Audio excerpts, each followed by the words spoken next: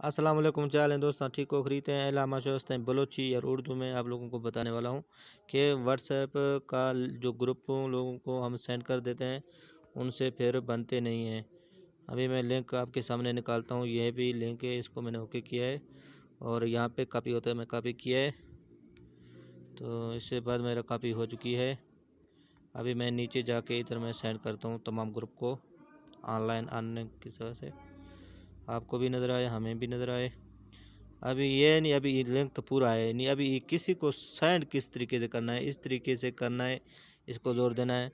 ऊपर जाओ, इधर इधर से नहीं करना है। सिर्फ ये 3 नुक्ते नज़र आ रहे हैं, इनको ओके करेंगे तो यहाँ पे कॉपी लिखा हुआ है, कॉपी करेंगे तो फिर ये दूसरी पे मैंने सेंड करना है। इधर क्या करना है, नीचे आके इस पे आना है, यहाँ पे फिर लिंक करना है।